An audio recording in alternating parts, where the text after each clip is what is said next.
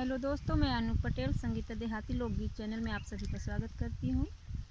और एक बहुत ही दर्द भरा दहेज गीत है जो कि दहेज के कारण बेटियों को प्रताड़ित करते हैं। तमाम तरह की घटनाओं के पीड़ित किया जाता है घटनाओं से, तो उसी के ऊपर एक गीत है। कैसा लगे ज़रूर पूरा गाना सुनिए, कमेंट में ज़रूर बताएं। लास्ट तक सुनना इस गाने को। खेती बाड़ी बेचल भैया दिहला तू दहेजवा, तब नाही भरल भैया लोभियन के करजवा। खेती बाड़ी बेचल भैया दिहला तू दहेजवा, तब नाही भरल भैया लोभियन के करजवा। सासू बोलिया बोले ना नंदिया बना मारे रे, ना नंदिया ताना मारे। धनवा के लोभी हमका समझे रे बेगाना, धनवा के लोभी हमका समझे रे बेगाना। धनवा के लोभी हमका समझे रे बेगाना, भैया समझे रे बेगाना। तब नाही भरल भैया लोभियन के करे जावा। कही के पियवा भैया मोर फूटल मोर करमवा, भैया फूटल मोर करमवा। कही के बियाहवा भैया फूटल मोर करमवा, भैया फूटल मोर करमवा। केहू नहीं बूझल भैया भीतर के मारा मावा, केहू नहीं बूझल भैया भीतर के मारा मावा।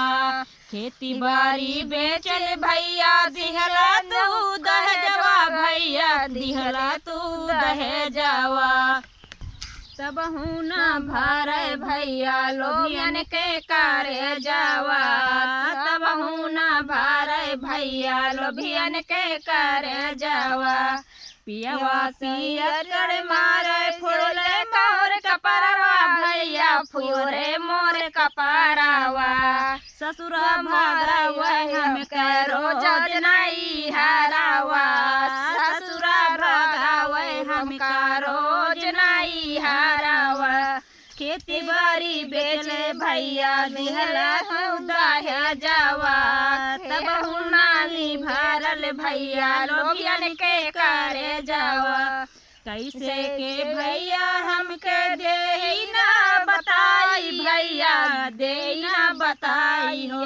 बाप बेटा दोनों हमका मारे जैसे साई हो, बाप बेटा जैसे मारे जैसे दोनों कसाई हो। खेती बाड़ी बेचले भैया दिहला नऊ दहेजवा, तब नाही भरे भैया लोभियन के करे जावा।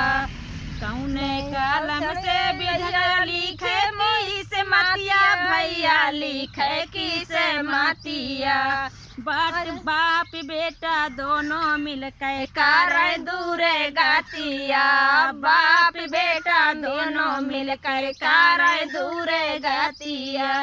फूटल किसे मतिया भैया फूटल यार मनवा, भैया फूटल यार मनवा।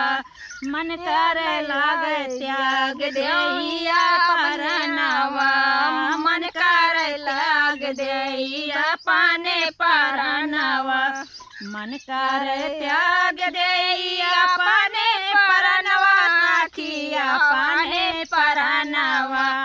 तब ना भरे संगे लोभियन के करे जावा, तब ना भरे साखी लोभियन के करे जावा।